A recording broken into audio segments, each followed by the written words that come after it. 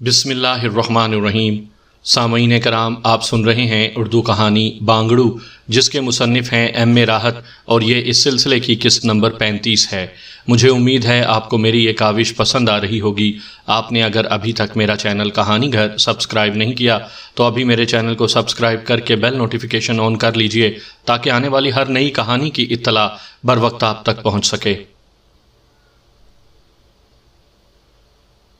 شکریہ پھوپھا جان، پھر یہ دفتر ہمیں مل جائے گا؟ شیکی نے سوال کیا۔ چابی ابھی منگوا سکتا ہوں، باقی سامان جو تمہاری پسند کا ہو میرے آدمی کو بتا دینا۔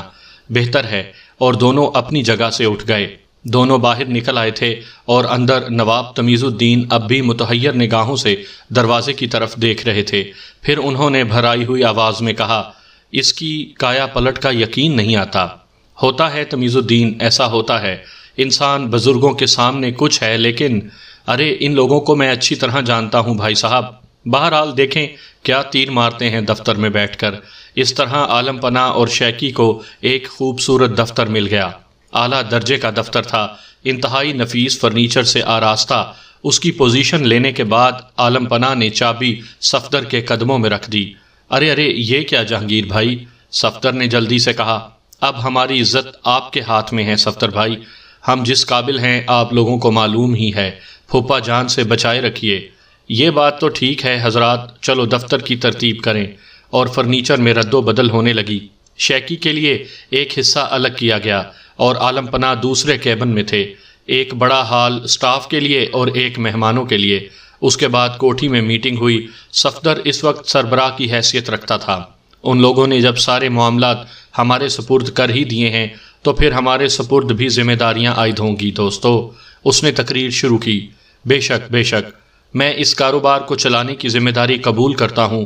میں اور میرے تمام ساتھی ان دونوں کی بھرپور مدد کریں گے، صفدر نے اعلان کیا، اور اس کا خیر مقدم تالیاں بجا کر کیا گیا۔ اچھا دوستو، یہ بتاؤ تم دونوں نے انگریزی فلمیں دیکھی ہیں؟ صفدر نے پوچھا۔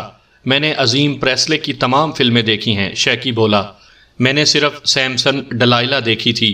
اوہو، میں جاسوسی فلموں کی بات کر رہا ہوں۔ نہیں، وہ نہیں دیکھی۔ جاسوسی ناول بھی نہیں پڑھے ہوں گے؟ نہیں۔ ابے کچھ پڑھے لکھے ہو یا نہیں؟ صفدر بگڑ کر بولا۔ میں نے کلاسیکی ادب پڑھا ہے، تاریخ بھی پڑھی ہے، تاریخ کے کسی بھی دور پر۔ عالم پناہ بولے۔ بس اسی لیے شکل و صورت سے بھی آپ کلاسیکل لگتے ہیں۔ میں کہتا ہوں کچھ عقل کی بات کرو یار آصف، ان لوگوں کی از سر نو تربیت کرنا ہوگی۔ انہوں نے تو ابھی تک اس دنیا میں کچھ بھی نہیں دیکھا۔ بلا شبہ، آصف نے گردن ہلائی۔ تو پھر تم یوں کرو آصف، انہیں بہت سے جاسوسی ناول فراہم کرو۔ یہ دونوں حضرات دفتر میں بیٹھ کر پہلے جاسوسی ناولوں سے تربیت حاصل کریں، اس کے بعد انہیں ان کا دوسرا کام بتایا جائے گا۔ اور سٹاف کا کیا ہوگا؟ شیکی نے سوال کیا۔ میاں پہلے کام کے آدمی تو بن جاؤ، اس کے بعد سٹاف کا بھی دیکھا جائے گا۔ جو کچھ تم سے کہا جا رہا ہے اس پر کان دبا کر عمل کرتے رہو۔ ہاں ٹھیک ہے شیکی، درمیان میں مت بولو۔ صفدر بھائی ایک طرح سے ہمارے سربراہ ہیں، ہمیں انہی کی ہدایات پر عمل کرنا ہوگا، عالم پناہ نے کہا، اور شیکی خاموش ہو گیا۔ بہر طور صفدر کی پلاننگ مکمل طور پر کامیاب ہوتی رہی۔ عالم پناہ اور شیکی اس شاندار دفتر میں اپنے اپنے کمروں میں گھسے ہوئے جاسوسی ناول پڑھتے رہے تھے۔ بڑی توجہ سے وہ یہ لٹریچر پڑھ رہے تھے۔ عالم پناہ تو بار بار صفدر سے اس بات کا اظہار کر چکے تھے کہ اب تک انہوں نے زندگی کے ایک اہم شعبے کو نظر انداز کر رکھا تھا۔ یہ لٹریچر تو واقعی بڑا عمدہ ہے۔ بزرگوں نے انہیں دفتر دینے کے بعد ان کی طرف توجہ ہی نہیں دی تھی۔ یہ بات نواب عزیز الدین صاحب نے نواب تمیز الدین سے کہی تھی کہ وہ جو کچھ کر رہے ہیں انہیں اس کے لیے پوری آزادی دی جائے۔ حالانکہ تمیز الدین صاحب نے اس پر اعتراض بھی کیا تھا اور کہا تھا، بھائی جان اگر یہ دونوں بے وقوف کوئی ایسی حرکت کر بیٹھے تو کیا ہوگا؟ اس بات پر نواب عزیز الدین ہنس پڑے تھے اور انہوں نے کہا تھا کہ بھائی کیا کریں گے، قتل و غارت گیری کرنے والے بچے تو ہیں نہیں، کوئی چھوٹا موٹا نقصان ہی کر دیں گے، زیادہ سے زیادہ جو ہوگا دیکھا جائے گا۔ تم ان لوگوں کی طرف سے توجہ ہٹا لو، بس جو کچھ انہوں نے چاہا تھا یا تم نے چاہا تھا وہ کر لیا گیا، اس کے بعد انہیں پریشان کرنا بے مقصد ہوگا۔ جیسی آپ کی مرضی، نواب تمیز الدین نے کہا۔ بہر صورت جاسوسوں کی یہ ٹیم 2 ہفتے کے اندر مکمل طور پر تیار ہو گئی اور صفدر نے ان کی تربیت کے دوسرے دور کا آغاز کر دیا۔ انہیں تعقب کرنے کے طریقے تنگ و تاریک گلیوں میں بلا سہمے اور ڈرے ہوئے سفر کرنا اور بعض جگہ دیواروں پر رسیوں وغیرہ سے چڑھنا سکھایا گیا، جس میں شیکی تو نہایت کامیابی سے اپنا کام کرتا رہا۔ عالم پناہ کو البتہ کچھ دقت ہوئی تھی۔ بہر صورت عالم پناہ تندرست و توانا اور طاقتور تھے، شیکی پھرتیلا اور چاق و چوبند تھا۔ اس طرح ان دونوں جاسوسوں کی ٹیم کامیابی کے مراحل طے کرتی رہی۔ صفدر، آصف اور دوسرے افراد انہیں وہ طریقے بتاتے رہے جو جاسوسوں کو استعمال کرنا ہوتے ہیں۔ اس دوران نور جہاں بالکل ہی غائب ہو گئی تھی، اور دلچسپ بات یہ تھی کہ عالم پناہ کو بھی اس کا خیال نہیں آیا تھا۔ 2-4 بار وہ ان درختوں کے قریب ضرور دیکھے گئے تھے، لیکن دن کے وقت، رات میں انہوں نے اس طرف جانا ہی چھوڑ دیا تھا۔ اس دن سے جس دن نواب تمیز الدین نے انہیں رنگوں ہاتھوں پکڑ لیا تھا، وہ تو اتفاق کی بات تھی کہ نور جہاں بھاگ گئی، ورنہ شاید وہ بھی پکڑی جاتی۔ اکثر عالم پناہ سوچا کرتے تھے کہ یہ نور جہاں کہاں غائب ہو گئی۔ بہر طور سیدھے سادے آدمی تھے، بہت زیادہ اس کے بارے میں نہ سوچ سکے اور اپنے کام میں پوری طرح سے مصروف ہو گئے۔ یوں اب ان کے دفتر میں صفدر، تنویر، صوفیہ وغیرہ آصف کے ساتھ آنے جانے لگے۔ لوگوں کو ابھی تک اس کے بارے میں کچھ نہیں معلوم تھا کہ یہ کیسا دفتر ہے۔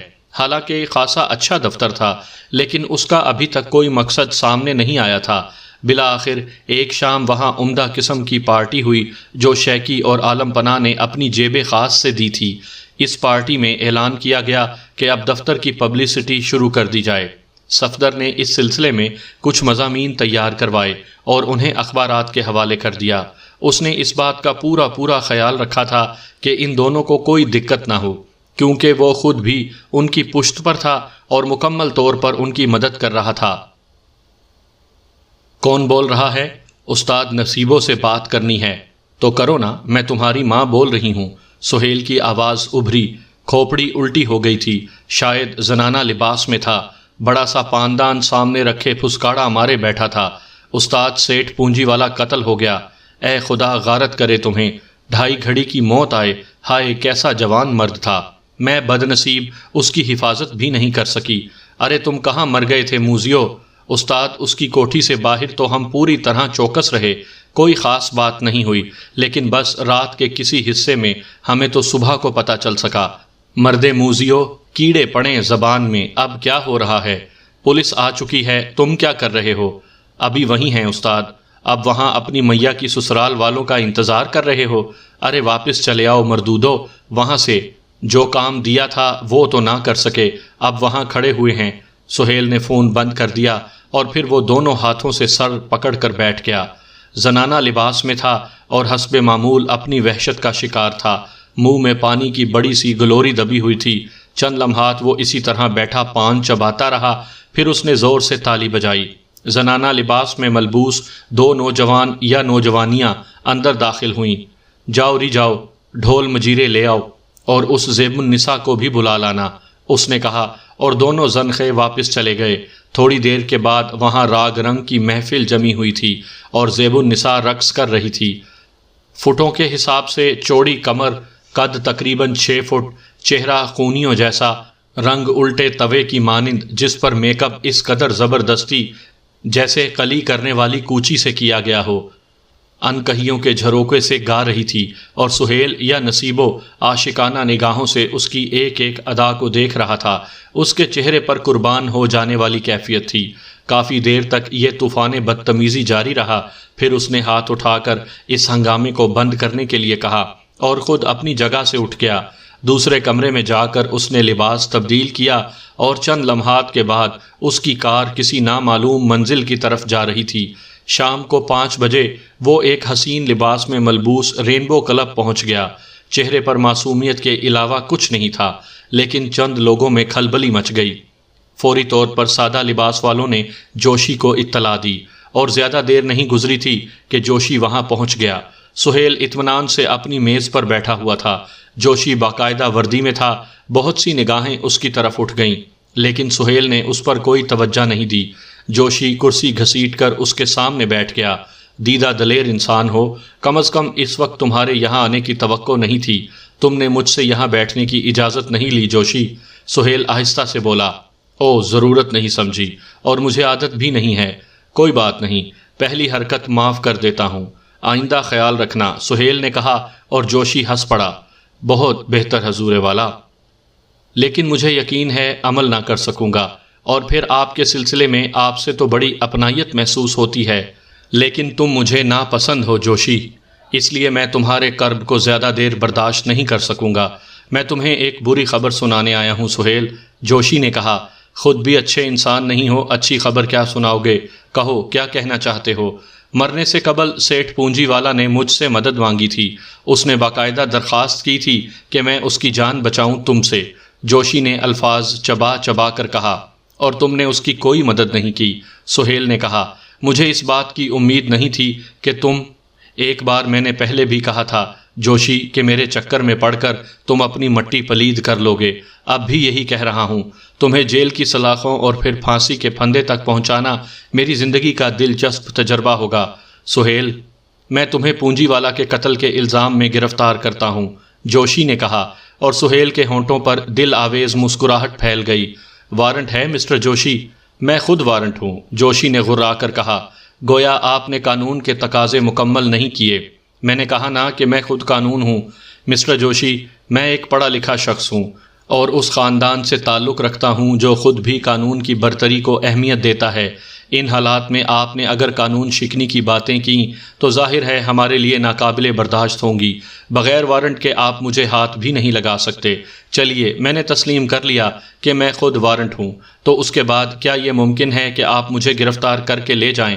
آپ کو اپنے مستقبل کا خیال نہیں ہے مسٹر جوشی؟ آپ جانتے ہیں کہ اس کے بعد کیا ہوگا؟ نہ میں جانتا ہوں، نہ میں جاننا چاہتا ہوں۔ کچھ دیر تمہیں یہاں بیٹھنے کی مہلت دے رہا ہوں، اور اس کے بعد تم یہاں سے میرے ساتھ پولیس ہیڈ کوارٹر چلو گے۔ ہونے کو تو بہت کچھ ہو سکتا ہے مسٹر جوشی، مثلاً میں آپ کو شراب کا ایک پیگ پلاؤں، خود بھی چند پیگ معدے میں اتاروں، اس کے بعد اٹھوں، آپ کی وردی پھاڑ دوں، آپ کا پستول نکال کر آپ کا سر پھاڑ دوں، اور اس کے بعد کہہ دوں کہ میں نشے میں تھا، لیکن میں یہ سب کچھ نہیں کروں گا۔ ٹھوس آدمی ہوں، ٹھوس باتیں کرتا ہوں۔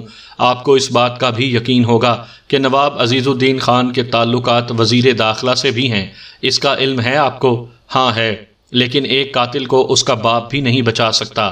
یہ قتل آپ ثابت کریں گے؟ سہیل نے نہایت پرسکون انداز میں پوچھا۔ ہاں، ثابت کروں گا۔ میرے پاس سیٹھ پونجی والا کے بارے میں تفصیلی رپورٹ موجود ہے۔ 20 لاکھ روپے طلب کیے تھے تم نے اس سے، اور عدم ادائیگی کی صورت میں اسے قتل کی دھمکی بھی دی تھی۔ یہ اس کی تحریری رپورٹ ہے۔ سہیل نے پوچھا۔ جو کچھ بھی ہے اس کے بارے میں عدالت کو جواب دوں گا۔ عدالت کو کیا جواب دو گے مسٹر جوشی؟ ہمارے تمہارے تھوڑے سے ذاتی تعلقات بھی ہیں، مثلاً میں زیبرا کے بارے میں تم سے سوالات کروں تو یقینی طور پر تم ان کا کوئی بہتر جواب نہیں دے سکو گے۔ زیبرا مجرم ضرور تھا، لیکن عدالت نے اسے بری کر دیا تھا۔ پھر اسے جس شخص نے قتل کیا وہ اتفاق سے میری تحویل میں ہے، اور اس کے پاس وہ پستول بھی ہے جس کی گمشدگی کی رپورٹ تم نے درج کرائی تھی۔ چلو یہ بھی مان لیا جائے جوشی کہ پستول چوری ہو گیا، لیکن اس پرچے کو کیا کرو گے جو تم نے اس شخص کو زیبرا کے بارے میں دیا تھا؟ میرا مقصد ہے کہ زیبرا کے قتل کا الزام تم پر بھی آ سکتا ہے۔ دیکھو نا، اگر میں قاتل ہوں تو تم بھی قاتل ہو۔ چلو اسی بہانے ہمارے تمہارے درمیان ایک چھوٹا سا رشتہ تو قائم ہوا، سہیل نے مسکرا کر کہا، اور جوشی کی آنکھیں فرتے حیرت سے پھیل گئیں۔ ایک لمحے کے لیے اس کا چہرہ دھواں دھواں ہو گیا تھا۔ وہ عجیب سی نگاہوں سے سہیل کو دیکھ رہا تھا، اور سہیل مسکرا رہا تھا۔ کیا بکواس کر رہے ہو تم؟ تمہاری بکواس میری سمجھ میں بالکل نہیں آئی، جوشی نے پھسپھسی سی آواز میں کہا۔ میں نے تم سے کہا ہی کیا ہے مسٹر جوشی جو میری بات تمہاری سمجھ میں آئے؟ ہاں، میں دلاور خان کے بارے میں تھوڑی سی معلومات حاصل کرنا چاہتا ہوں۔ دلاور خان بھی خوب آدمی ہے، سنا ہے آج کل جیل میں ہے، 20 سال کی قید گزار رہا ہے، لیکن یہ بات بہت کم لوگ جانتے ہوں گے کہ دلاور خان جیل میں نہیں ہے، بلکہ اس کی ڈمی جیل میں سزا بھگت رہی ہے، اور اس سلسلے میں مسٹر جوشی سب سے پیش رہے ہیں۔ رشوت تو بہت لمبی لی گئی ہے، لیکن مسٹر جوشی کے ذریعے دوسرے لوگوں تک یہ رقومات پہنچی ہیں۔ دلاور خان کو آزاد کر دیا گیا، اور اس وقت وہ ایک جعلی نام سے سمگلنگ کر رہا ہے، اور اس کی جگہ 20 سال کی سزا اس کا ایک آدمی بھگت رہا ہے اس کے میک اپ میں۔ اور اس راز سے صرف 3 افراد واقف ہیں جن میں مسٹر جوشی سر فہرست ہیں۔ کیا بکواس کر رہے ہو سہیل، کیا بکواس کر رہے ہو؟ جوشی کی آواز پھر پھسپھسی ہو گئی۔ بس مسٹر جوشی، کیا کہوں اب آپ سے؟ مسز فرنینڈس اگر پولیس کو اطلاع دیں کہ مسٹر فرنینڈس ڈوبے نہیں تھے بلکہ ڈبو دیے گئے تھے۔ ایک پولیس افسر نے سوئمنگ پول میں نیچے سے ان کی ٹانگیں پکڑ کر گھسیٹ لیا تھا اور پھر اس وقت تک انہیں سوئمنگ پول میں رکھا جب تک مسٹر فرنینڈس کا دم نہ نکل گیا۔ اس کے بعد انہیں چھوڑ دیا گیا۔ مسز فرنینڈس وہاں موجود تھیں۔ اس پولیس افسر کو انہوں نے ایک بھاری رقم ادا کی اور بعد میں انہیں جب یہ احساس ہوا کہ انہوں نے شوہر سے محروم ہو کر اچھا نہیں کیا، یعنی جس شخص کے لیے انہوں نے یہ سب کچھ کیا تھا اس نے انہیں شدید دھوکہ دیا، تو ان کے ذہن میں اس شخص کے خلاف شدید نفرت پیدا ہو گئی۔ پولیس افسر کے پاس کوئی ثبوت نہیں ہے کہ مسز فرنینڈس نے اسے اس کے لیے آمادہ کیا تھا۔ وہ تو مسز فرنینڈس کا دوست تھا اور یہ دوستی جسمانی تعلقات پر قائم تھی۔ میرا مقصد ہے مسٹر جوشی، اگر مسز فرنینڈس اس پولیس افسر پر اپنے شوہر کے قتل کا الزام لگا دیں تو تم خود سوچو اس پولیس افسر کا کیا ہوگا۔ تم کہنا کیا چاہتے ہو؟ جوشی کے حواس جواب دیتے جا رہے تھے۔ وہی مسٹر جوشی جو میں نے پہلے آپ سے کہا تھا کہ آپ کو میری طرف دیکھتے ہوئے ذرا محتاط رہنا چاہیے، ورنہ آپ کی ملازمت بھی جا سکتی ہے اور دوسرے مسائل میں بھی آپ گرفتار ہو سکتے ہیں۔ جن پریشانیوں کو آپ مول لے رہے ہیں، میری رائے ہے کہ انہیں مول نہ لیں۔ جو کچھ بدتمیزی آپ نے کی ہے اس کے نتیجے میں ایک چھوٹی سی سزا آپ کو ضرور دی جائے گی۔ سہیل کے لہجے میں بے پناہ اعتماد تھا۔ جوشی منہ پھاڑے اس کی شکل دیکھ رہا تھا، پھر وہ کرسی کی پشت سے ٹک گیا۔ تمہیں یہ سب کچھ کیسے معلوم ہوا؟ اس نے بھرائے ہوئے لہجے میں پوچھا۔ کھڑے ہو جاؤ جوشی، مجھ سے بیٹھنے کی اجازت طلب کرو پھر بیٹھو۔ سہیل کی آواز میں عجیب سی غراہٹ تھی۔ سہیل، میں تھکن محسوس کر رہا ہوں۔ اٹھ جاؤ جوشی، کھڑے ہو کر مجھ سے بیٹھنے کی اجازت طلب کرو۔ سہیل غرایا اور جوشی بادل نخواستہ کھڑا ہو گیا۔ پھر اس کی مردہ سی آواز ابھری، میں بیٹھ سکتا ہوں mister Sohail? Sorry mister Joshi, اس وقت میں تفریحی موڈ میں ہوں، کوئی فضول بات نہ سن سکوں گا نہ کر سکوں گا۔ آپ پھر کسی وقت مجھ سے ملاقات کریں۔ سہیل، میں الجھن میں رہوں گا۔ آپ نے یہ الجھنیں خود خریدی ہیں مسٹر جوشی۔ یہی نہیں، آپ ابھی ایک بہت بڑی الجھن میں پھنسنے والے ہیں۔ مجھے بیٹھنے تو دو، جوشی نے کہا۔ ہرگز نہیں، آپ بیٹھے تو اچھا نہ ہوگا، سہیل نے کہا۔ آج رات کو ٹھیک 10 بجے آپ کریمر ہاؤس پہنچ جائیں۔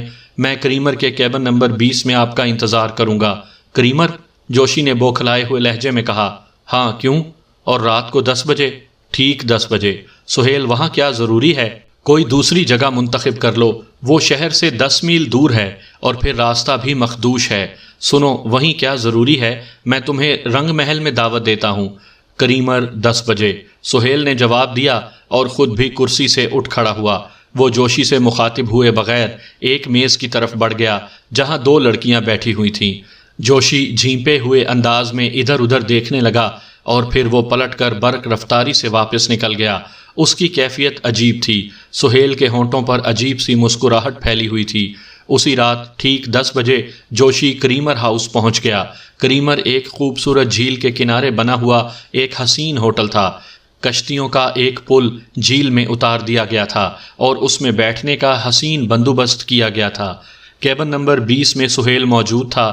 جوشی اترا ہوا چہرہ لیے کیبن میں داخل ہو گیا۔ سہیل نے مسکراتی نگاہوں سے اس کا استقبال کیا تھا۔ خدا کی پناہ، راستہ کس قدر خراب ہے، نہ جانے یہ کیسا ذوق ہے۔ یہ راستہ بن بھی سکتا ہے۔ اگر یہ راستہ بن جائے تو کریمر کا حسن اجڑ جائے جوشی۔ کیا مطلب؟ اسی ہموار راستے نے تو کریمر کو اہمیت بخشی ہے، ورنہ اس میں کیا جاذبیت رہتی۔ بیٹھ سکتا ہوں؟ جوشی نے پوچھا۔ تشریف رکھیے آفیسر، سہیل بولا اور جوشی بیٹھ گیا۔ وہ گہری نگاہوں سے سہیل کو دیکھ رہا تھا۔ فرمائیے، میں آپ کی کیا خدمت کر سکتا ہوں؟ سہیل نے پوچھا۔ سہیل، تم کیا ہو؟ فدوی کو سہیل عزیز کہتے ہیں۔ نواب عزیز الدین تو بے حد دولت مند انسان ہے۔ پھر؟ اور تم ان کے اکلوتے بیٹے ہو۔ مقصد بیان کرو جوشی، اس سے کیا نتیجہ اخذ کرنا چاہتے ہو؟ بلیک میلنگ کیوں کرتے ہو؟ تمہارے پاس اس کا ثبوت موجود ہے؟ نہیں، لیکن اطلاعات ہیں، اور تمہارا دوسرا نام بھی جانتا ہوں۔ کون سا نام؟ نصیبو، جوشی نے جواب دیا۔ سہیل کے چہرے پر کوئی تاثر نہیں ابھرا تھا۔ چند لمحات خاموش رہنے کے بعد اس نے پوچھا، یہ اطلاعات آپ کو کہاں سے فراہم ہوئی مسٹر جوشی؟ میں خود بھی اس کا تجزیہ کر چکا ہوں۔ اب تو خدا کی پناہ تم نے جو کچھ کہا ہے اس کا ثبوت بھی رکھتے ہو سہیل۔ آئندہ ماہ کی 3 تاریخ کو تم پہلی قسط ادا کر رہے ہو، صرف 10,000۔ یہ تعلقات کی بنا پر ہوگا، ورنہ میں 25,000 بھی مانگ سکتا تھا تم سے۔ کیا مطلب ثبوت دیکھنے کے بعد معلوم کر لینا۔ نہیں سہیل، یہ نہیں ہو سکتا۔ خواہ مجھے خودکشی کرنی پڑے، میں تمہیں 1 پائی بھی نہیں دوں گا۔ سودے کی شکل بدل بھی سکتی ہے۔ کیا مطلب؟ ہم دوستی بھی کر سکتے ہیں، اور دوست بن جانے کے بعد آپ میرے تعلقات کی نگرانی کریں گے اور میں آپ کا خیال رکھوں گا۔ ہاں، یہ بہتر رہے گا۔ تو پھر کیا خیال ہے؟ میں باخوشی تیار ہوں، جوشی نے کہا۔ آپ بھی عجیب انسان ہیں مسٹر جوشی، ذرا سی دیر میں اتنے اہم فیصلے کر لیتے ہیں۔ غور کریں، سوچیں، سمجھیں، اس کے بعد اطمینان سے فیصلہ کریں۔ میں نے فیصلہ کر لیا ہے، کیونکہ اب سوچنے کی گنجائش نہیں ہے، جوشی نے جواب دیا۔ تو پھر آپ کو تفصیل بتانا ہوگی۔ تفصیل؟ ہاں، وہ کون ہے جس نے آپ کو میرے پیچھے لگایا ہے؟ کون ہے وہ اور اس کا مقصد کیا ہے؟ سہیل نے پوچھا، اور جوشی کی گردن جھک گئی۔ تم بے حد ذہین ہو سہیل، میں محسوس کرتا ہوں کہ تم سے دوستی کرنے میں ہی فائدہ ہے۔ سہیل، میں خلوص دل سے اب تمہارا دوست ہونے کا اعلان کرتا ہوں، اس نے کہا۔ سہیل خاموشی سے اسے دیکھ رہا تھا، پھر جوشی بولا، لیکن میں ساری زندگی اس بات پر حیران رہوں گا کہ تمہیں میرے بارے میں معلومات کس طرح حاصل ہوئیں۔ میرا سوال باقی ہے، سہیل نے کہا۔ او ہاں، سہیل، عجیب و غریب واقعات ہیں۔ وہ ایک غیر ملکی ہے، ڈائر کے نام سے جانا جاتا ہے۔ آگے چلیے مسٹر جوشی، سہیل نے پرسکون لہجے میں کہا۔ میری اس شخص سے ملاقات مسٹر کانجی والا کے گھر پر ہوئی۔ ان کی بیٹی کی سالگرہ کی تقریب تھی، جس میں مسٹر کانجی والا نے اس آدمی سے میرا تعارف کروایا تھا۔ سیٹھ کانجی والا؟ سہیل نے پرخیال لہجے میں کہا۔ ہاں، سیٹھ کانجی والا کی بیٹی کی سالگرہ کی اس تقریب میں مسٹر ڈائر کو پہلی بار دیکھا تھا۔ سیٹھ کانجی والا ان سے میرا تعارف کروانے کے بعد خود تقریب کی دیگر مصروفیات میں گم ہو گیا، اور وہ شخص مجھ سے باتیں کرتا رہا۔ دراصل سہیل، ان حالات کے بعد اب میں تم سے کچھ چھپانا نہیں چاہتا۔ مجھے یوں محسوس ہوتا ہے جیسے میں اپنے بارے میں جتنا جانتا ہوں اتنا ہی تم میرے بارے میں جانتے ہو۔ یہی تمہارے حق میں بہتر ہوگا مسٹر جوشی، سہیل نے سرد لہجے میں کہا۔ لیکن آپ وعدہ کر چکے ہیں مسٹر سہیل کہ میری کسی بھی بات سے آپ فائدہ اٹھا کر مجھے نقصان نہیں پہنچائیں گے۔ ہاں، میں وعدہ کر چکا ہوں۔ تو تفصیل یوں ہے، مجھے یوں محسوس ہوا جیسے کانجی والا نے اس شخص سے خاص طور پر مجھے متعارف کروایا۔ اس شخص نے اس دن تو کوئی خاص بات نہ کی، لیکن دوسری ملاقات ہماری رینبو کلب میں ہوئی۔ اس میں تمہارا مسئلہ زیر بحث آیا۔ اس نے کہا، نواب عزیز الدین کے بیٹے سہیل کو بلیک میلنگ کے الزام میں گرفتار کروانا ہے۔ اس کے لیے اس نے مجھے بہت ہی عمدہ پیشکش بھی کی۔ ویری گڈ، سہیل دلچسپی سے بولا۔ اس نے یہ نہیں بتایا کہ اس بلیک میلر سے یعنی مجھ سے اس کی کیا پرخاش ہے؟ خاصی پر اثر شخصیت کا مالک ہے، بات منوانے کی صلاحیت رکھتا ہے۔ مجھے وہ کوئی معمولی شخصیت نہیں معلوم ہوتی سہیل۔ بہرحال اس نے یہ سب کچھ نہیں بتایا، لیکن تمہاری ذات سے اسے کیا دلچسپی ہے یہ میں نہیں جانتا۔ اس نے کہا کہ میں کسی طور پر تمہیں بلیک میلنگ کے الزام میں گرفتار کروں اور اپنی تحویل میں رکھوں، اس طرح کہ جس وقت وہ چاہے تمہیں آزاد کر دیا جائے۔ او، سہیل نے دلچسپی سے کہا۔ ہاں، اس کے لیے اس نے 10,000 روپے پیش کیے تھے۔ پھر پونجی والا کو ہم نے اس سلسلے میں مجبور کیا اور وہ ہم سے تعاون پر آمادہ ہو گیا، اور تم نے اسے قتل کرا دیا۔ کیا کہہ رہے ہو سہیل؟ جوشی، یہ غیر سرکاری گفتگو ہے۔ تم نے پونجی والا سے 20 لاکھ کا مطالبہ کیا تھا۔ بکواس! اور تم نے اسے قتل بھی نہیں کیا؟ نہیں جوشی، اس بات پر بھروسہ رکھو۔ او تو پھر اس کے علاوہ اور کون ہو سکتا ہے؟ خدا کی پناہ، گویا اس نے مجھ سے بھی صحیح گفتگو نہیں کی تھی۔ کوئی گہری چال چل رہا ہے وہ۔ ہاں، بہت ہی گہری چال، اور اس کے لیے اس نے تمہارا سہارا لیا تاکہ اس کی گرفت کرنے والا کوئی نہ رہے، سہیل نے جواب دیا۔ جوشی گردن جھکائے بیٹھا سوچتا رہا تھا، پھر اس نے آہستہ سے کہا، سہیل، یہ تو دوسرے لحاظ سے بھی بہت برا ہوا۔ تم یقیناً سچ کہہ رہے ہو۔ مجھے حالات کا یقین آتا جا رہا ہے۔ تمہارے سہارے وہ کچھ کرنا چاہتا ہے، کیونکہ تمہاری شخصیت، میرا مطلب ہے نصیبوں کی شخصیت، ایک مجرم کی حیثیت سے اس کے سامنے ہے۔ باہر صورت مسٹر جوشی، اپنے معاملات میں خود نمٹا لیا کرتا ہوں۔ اب آپ بتائیے میں آپ کے ساتھ کیا سلوک کروں؟ سہیل، جو کچھ ہو چکا ہے میں اس کا سد باب نہیں کر سکتا، اور نہ ہی میں اس سلسلے میں کوئی اور دعویٰ کروں گا۔ یقین کرو میں یہ بات اس لیے نہیں کہہ رہا کہ میں اب تمہارے شکنجے میں پھنس چکا ہوں، بلکہ بعض معاملات میں میرا ضمیر خود بھی مجرم ہے۔ اگر کوئی غیر ملکی ہمارے ہاں کوئی سازش کر رہا ہے تو اس سازش کی بیخ کنی ہونی چاہیے۔ یہ مناسب نہیں ہے، نہ جانے وہ کیا چکر چلا رہا ہے۔ مجھے تمہاری باتوں میں کوئی دلچسپی نہیں ہے مسٹر جوشی، میں اپنے معاملات خود دیکھنے کا عادی ہوں۔ تم قانون کے محافظ ہو، اگر تم قانون شکنی کر رہے ہو تو یہ تمہارا ذاتی مسئلہ ہے۔ جہاں تک میرا مسئلہ ہے، میں بھی قانون دوست نہیں ہوں، اور کیوں نہیں ہوں اس کی وجہ تم جیسے آدمی کو بتانا میں ضروری نہیں سمجھتا۔ تاہم اس شخص نے جس کا نام تم نے ڈائر لیا ہے، اگر میرے لیے کوئی جال تیار کیا ہے تو میں اس جال میں پھنسنے کے لیے بخوشی تیار ہوں۔ اس کی وجہ یہ ہے کہ میں بھی اسے جاننا چاہتا ہوں کہ وہ کون ہے، کیونکہ غیر ملکی پہلی بار میرا دشمن بنا ہے اور مجھے اپنے اس دشمن سے بڑی دلچسپی ہے۔ تو پھر میں اس سلسلے میں تمہاری کیا مدد کر سکتا ہوں؟ جوشی بولا۔ کانجی والا نے اسے تم سے متعارف کروایا تھا۔ اس کا مقصد ہے کہ کانجی والا اس کی شخصیت سے واقف ہوگا۔ ہاں، لیکن کیا تم کانجی والا کو ٹچ کرو گے؟ تم یہ سوال کیوں کر رہے ہو مسٹر جوشی؟ اس لیے کہ کانجی والا کی شخصیت معمولی نہیں ہے، وہ بڑے بڑے وزراء سے تعلق رکھتا ہے۔ شخصیت تو تمہاری بھی معمولی نہیں ہے مسٹر جوشی، سہیل نے مسکرا کر کہا۔ میری بات اور ہے، نہ جانے کس طرح تم نے مجھے اپنے جال میں پھانس لیا، جوشی حسرت بھرے لہجے میں بولا۔ سہیل بدستور مسکرا رہا تھا، پھر اس نے کہا، بہرحال ہمارے اور تمہارے درمیان معاہدہ تعاون موجود ہے۔ عدم تعاون کی شکل میں مسٹر جوشی ہمارے درمیان دشمنی کا رشتہ دوبارہ قائم ہو جائے گا اور وہ تمہارے لیے خطرناک ہوگا۔ جوشی نے کوئی جواب نہیں دیا۔ تب سہیل نے دوبارہ پوچھا، ڈائر سے کہاں ملاقات ہو سکتی ہے؟ میں نہیں جانتا۔ اب کیا پروگرام ہے تمہارا؟ اس سلسلے میں تم میری مدد کرو سہیل۔ پونجی والا کے قتل کی تفتیش کرو، ابھی میرا نام نہ لو، بلکہ میرے خلاف ثبوت حاصل کرنے میں کوشاں رہو۔ اگر کسی طور پر ممکن ہو تو مجھے اس شخص کی رہائش گاہ یا فون نمبر کے بارے میں بتاؤ۔ میں وعدہ کرتا ہوں ایسا ہی کروں گا۔ تو پھر ہماری یہ ملاقات ختم ہوئی جوشی۔ تم بھی چل رہے ہو سہیل؟ راستہ بے حد مخدوش ہے، جوشی نے پوچھا۔ سوری، میں ابھی یہاں رکوں گا، سہیل نے جواب دیا، اور جوشی گہری سانس لے کر اٹھ گیا۔ سہیل مسکراتی نگاہوں سے اسے جاتا دیکھتا رہا۔ دفتر جاسوسی قائم ہو چکا تھا۔ اخبارات میں مخصوص قسم کے اشتہارات دیے جا رہے تھے۔ عزیز الدین خان صاحب نے دفتر ان کے حوالے کرنے کے بعد اس بارے میں کوئی سوال نہیں کیا تھا۔ ویسے دونوں کی جاسوسی کی تربیت مکمل ہو گئی تھی۔ ان کا سربراہ صفدر تھا اور معاونین میں دوسرے تمام لوگوں کی بھی بلا معاوضہ خدمات شامل تھیں، لیکن ابھی تک کوئی کیس نہیں ملا تھا۔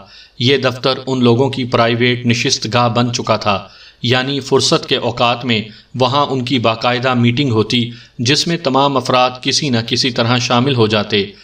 اس شام بھی تقریباً سب ہی دفتر کے کمرے میں جمع تھے اور موجودہ صورتحال پر بحث ہو رہی تھی۔ صفدر بہت غور و خوض کر رہا تھا۔ تھوڑی دیر کے بعد اس نے گردن ہلا کر کہا، کوئی بھی کام ابتدا میں مشکل طلب ہوتا ہے وہ ہو نہیں جاتا بلکہ کیا جاتا ہے۔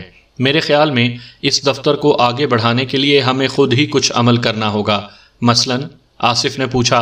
مثلاً یہ لوگوں کے ساتھ کوئی مشکل نہیں تو یہ مشکل پیدا کی جانی چاہیے۔ مثلاً اب جیسے اس دفتر کے عقب میں ایک حضرت جو رہتے ہیں، میرا مطلب ہے جن کا دفتر قائم ہے، ان کے ہاں اکثر خواتین آتی رہتی ہیں، بڑا پراسرار کاروبار ہے ان کا۔ معلوم یہ ہونا چاہیے کہ کیا کاروبار ہے، اور اگر ان حضرت کے لیے ہی کوئی مشکل پیدا کر دی جائے اور بلا معاوضہ اس مشکل کا کوئی حل بھی ان کے سامنے آ جائے تو اس طرح بھی ہمارا کام بن سکتا ہے۔ بات تو ٹھیک ہے، لیکن کیا مشکل پیدا کی جا سکتی ہے ان کے لیے؟ وہی تو سوچنا ہے، صفدر نے جواب دیا، اور تمام گردنیں جھک گئیں۔ پھر صفدر چٹکی بجا کر بولا، دفتر کے باہر کی عمارت میں جو ٹیلی فون بوتھ موجود ہے کیا وہ کام کرتا ہے؟ ہاں، اکثر لوگ اس میں داخل ہو کر ٹیلی فون کرتے ہیں، شیکی نے جواب دیا۔ بس تو شیکی کسی طرح ان صاحب کا نمبر معلوم کر کے آؤ۔ ابھی؟ ہاں ابھی کراؤ، کوئی حرج نہیں ہے۔ ٹھیک ہے، میں چلتا ہوں، مگر کس طرح معلوم کرو گے؟ صفدر نے پوچھا۔ میرے خیال میں یہ زیادہ مشکل کام نہیں ہے، میں ابھی آیا، شیکی نے جواب دیا، اور تھوڑی دیر کے بعد اس نے آ کر بتایا، دفتر کے مالک کا نام سی پی ہارون گوٹا والا ہے۔ ویری گڈ، یہ ہوئی نا بات؟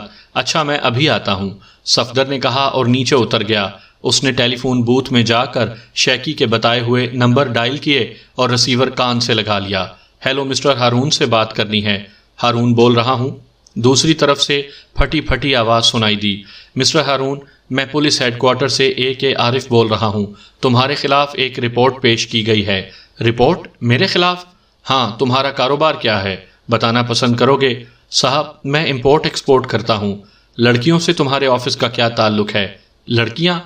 ہاں، اکثر تمہارے دفتر میں لڑکیاں آتی رہتی ہیں۔ وہ جی، میری 6 بیٹیاں ہیں، سب تعلیم حاصل کرتی ہیں اور اکثر کالج سے میرے پاس دفتر آ جاتی ہیں۔ بہرحال مسٹر ہارون، یوں لگتا ہے جیسے کوئی تمہارے کاروبار کو، تمہارے دفتر کو بدنام کرنا چاہتا ہے۔ میں تمہارا ہمدرد ہوں، اس لیے تمہیں پہلے سے آگاہ کر رہا ہوں، اپنے اس دشمن کا پتہ چلاؤ۔